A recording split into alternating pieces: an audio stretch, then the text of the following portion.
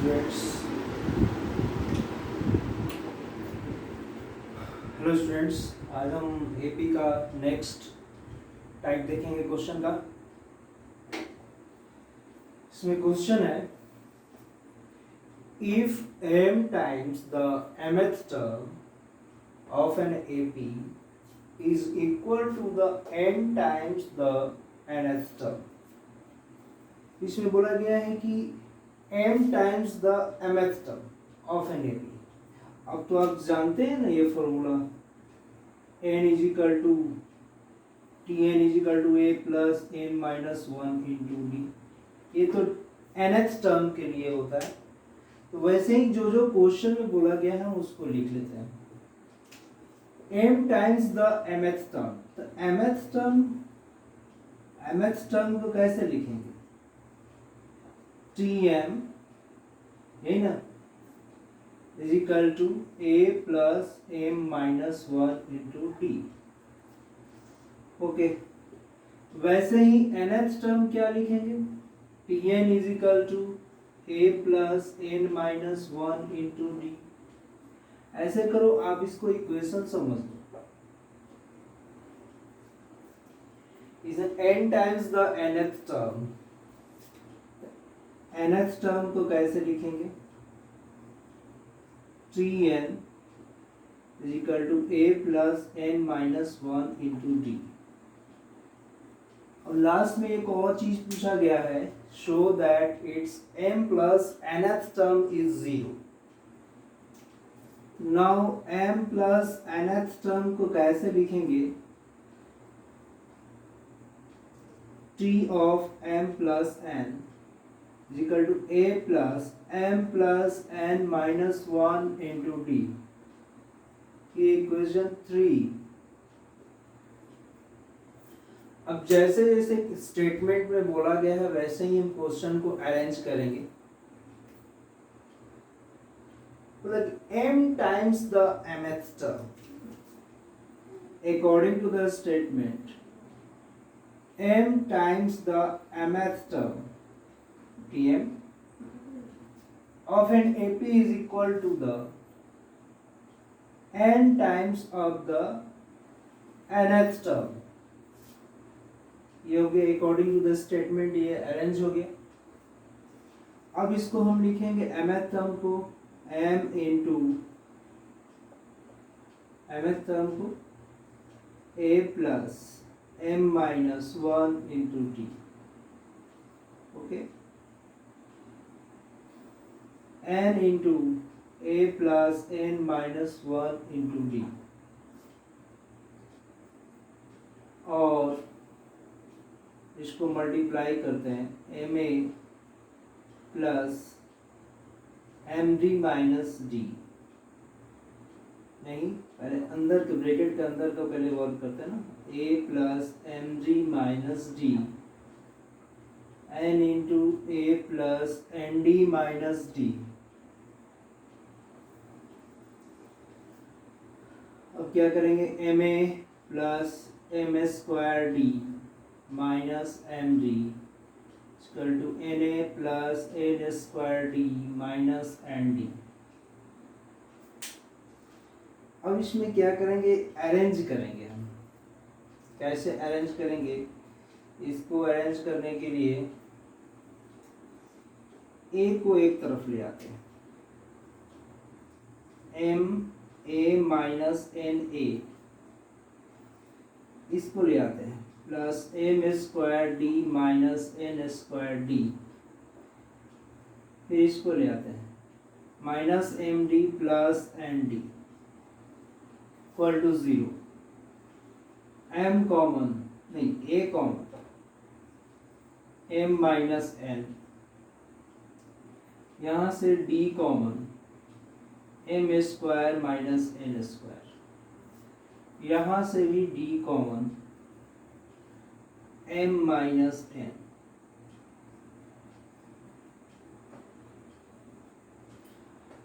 ए m minus n plus, यहां से आप देखेंगे इसको हम क्या लिख सकते हैं? m plus n, m minus n, फिर ये m माइनस n। अब देखेंगे हर जगह से क्या कॉमन है। इस सेक्शन और इस सेक्शन में m माइनस वन कॉमन है।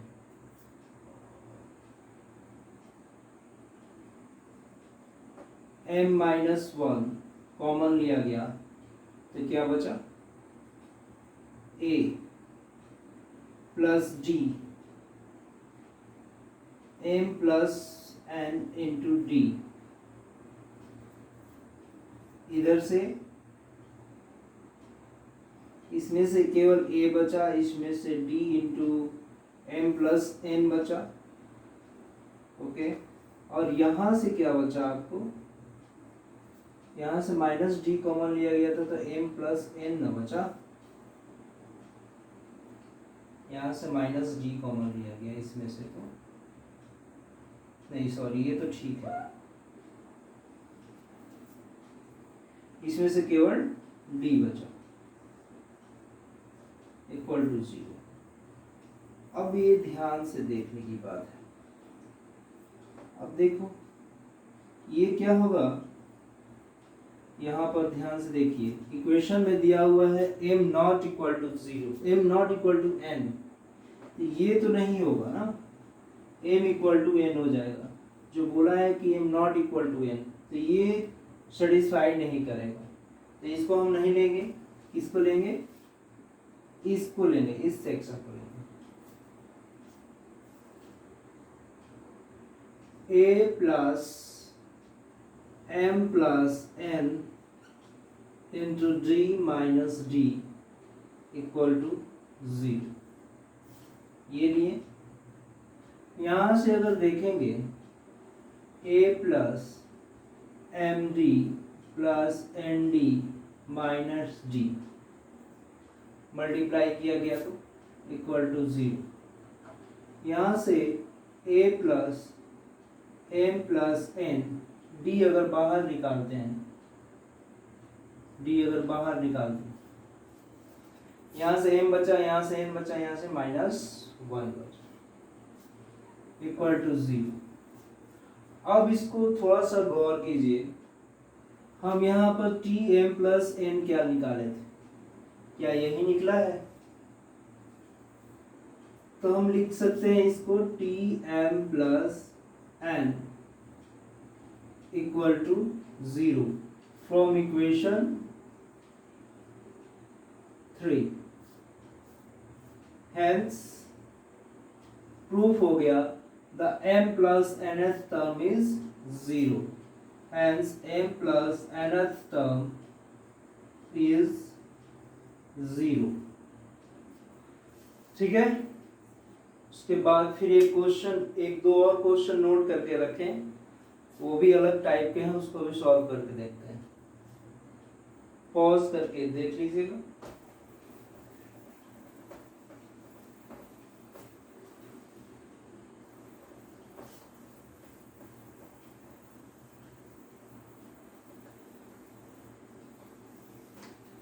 देखिए, find the 8th term from the end of an AP. Question लिख लेते हैं, find the 8th term from the end of an AP. AP क्या है? 7, 10, 13 अप टू 184। देखिए इसमें अब एंड से, अभी हम लोग जो भी पढ़ रहे थे, ए निकाल रहे थे, फ्रॉम लेफ्ट से चलते जा रहे थे, राइट तक निकालते थे। अब बोल रहे हैं इधर से निकालना है, फ्रॉम द एंड, इधर से नहीं निकालना है। आप a plus D first term इसको सपोज कर रहे थे, वैसे नहीं, अब लास्ट से आओ, फ्रॉम द एंड। इसके लिए एक फॉर्मूला है, जैसे आप ये रेगुलर फॉर्मूले जानते हो, t N is equal to A plus N minus 1 into d. अब nth टर्म अगर पूछ दिया जाए, nth term from the end, nth term from the end निकालना है तो क्या करें? L minus n minus 1 into D. Here L for last term. देखिए इन दोनों फॉर्मूले में ज्यादा अंतर नहीं है। यहाँ n minus one n minus one D और डी सेम है। यहाँ from the and last term से शुरू करना है तो a की जगह पर l है और प्लस की जगह पर माइनस है। तो यही फॉर्मूला हम सब्स्टिट्यूट करेंगे उसमें, बहुत ही इजी है।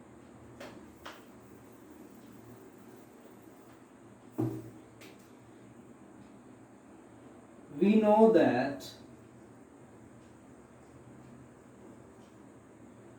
nth term from the end equal to L minus n minus 1 into D. आप यहाँ पर लिख सकते हैं here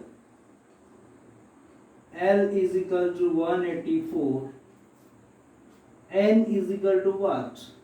Find the eighth term ना, nth term means n is equal to आपको eighth term and D is equal to second term में से 3, 10 minus 7 equal to 3। यहाँ सब्स्टिट्यूट करते हैं L is equal to 184 minus 8 minus 1 into 3, 184 minus 7 into 3, 184 minus 21, 163। और एक logic इसमें समझिएगा, थोड़ा सा और अलग एक तरह से ट्रिक्स बता रहे हैं आप। ये तो हो गया, आंसर हो गया इसका। ये पूछा गया है from the and. From the and से आपको जो भी nth term, eighth term, seventh term कुछ भी पूछा जाएगा निकालना है। अगर हम इसको रिवर्स कर दें 184 डॉट डॉट डॉट 13 10 7, अगर रिवर्स कर देंगे तब वही फॉर्मूला, अब रिवर्स वाला nth term from the and ये फॉर्मूला नहीं लगेगा। रिवर्स कर देंगे तो वही आपका formula a plus n minus 1 into D लगेगा। देखो कैसे होता है, सेम आंसर कैसे आता है रिवर्स करने पर। a is equal to what? First term 184, n minus 1, n means 8 minus 1, but d is what? d यहाँ पर ध्यान से देखिएगा, यहाँ 184 होगा, जस्ट इसके पहले उसके बाद क्या होगा 181, या यहाँ से भी आप देख सकते हैं 13 है 10 है, तो आप क्या करते हैं अगले टर्म से पिछले वाले टर्म को सब्ट्रैक्ट करते हैं ना। 10 माइनस 13 इज इक्वल टू क्या होगा? माइनस 3 यहाँ पर करेंगे। 13 माइनस 10 नहीं करेंगे, यहाँ पर 10 सेकेंड टर्म से फर्स्ट टर्म को सब्ट्रैक्ट करना होता है। तो 7 से 10 सब्ट्रैक्ट कीजिए या 10 से 13 को सब्ट्रैक्ट कीजिएगा तो आपको माइनस 3 आएगा डी। अब सॉल्व करते हैं। 7 into minus 3, 184 minus 21, exact answer आ गया। तो आप ये भी कर सकते हैं और ये भी कर सकते हैं। आपको क्या करना है, अगर last term from the and find करना है तो आप ये फॉर्मूला यूज कीजिए, नहीं तो आप सीरीज को ही उल्टा कर दीजिए, रिवर्स कर दीजिए और वो रेगुलर जो फॉर्मूला लगाते हैं वहां लगा के आप यूज करें। और एक क्वेश्चन है उसको देख लेते हैं।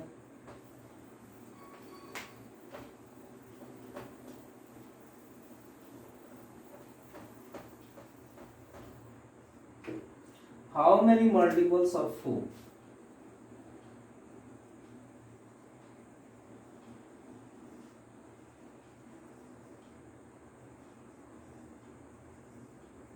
Of 4 lie between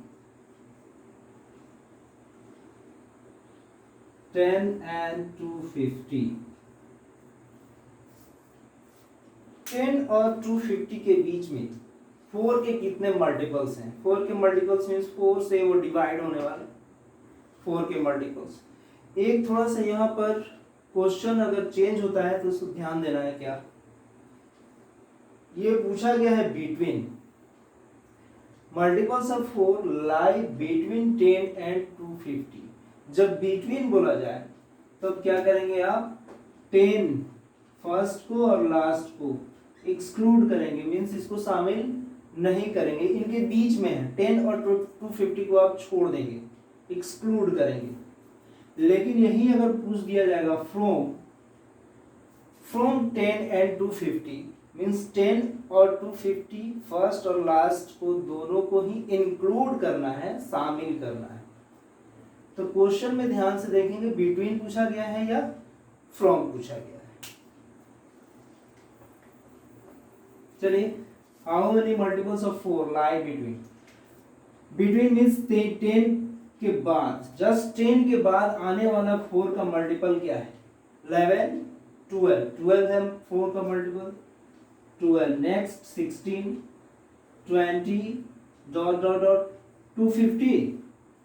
क्या 254 का मल्टीपल है, चेक करेंगे, नहीं है। 249 नहीं है। 248 यस, 248 4 का मल्टीपल है। 4 के मल्टीपल्स को ही सिलेक्ट करना है 10 और 250 के बीच में। 10 के बाद तो 11 भी होता है, लेकिन 11 मैंने नहीं लिया क्योंकि क्वेश्चन में पूछा मल्टीपल ऑफ 4। अब देखिए ये एपी में है, yes, here a is equal to 12, d is equal to 16 minus 12 is equal to 4, which is constant। क्या 4 constant है, hence it is an AP। ये AP का सीरीज है, तो हम AP का फॉर्मूला यूज कर सकते हैं। How many multiples of 4 lie between 12 to 248? Okay, nth term means last term Tn is equal to what, 248। yes, formula use करते हैं, we have Tn is equal to a plus n minus 1 into d। Tn is equal to 248, a is equal to 12, n तो find करने हैं, कितने multiple, how many, d is equal to what, 4।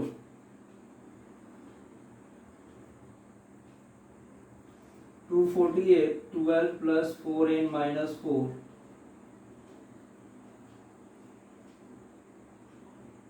8 plus 4n, 248 minus 8, 240 is equal to 4n, therefore n is equal to 240 by 4, that is 60। hence 60 multiples of 4 lie between 10 and 250, and 60 multiples of 4 lie between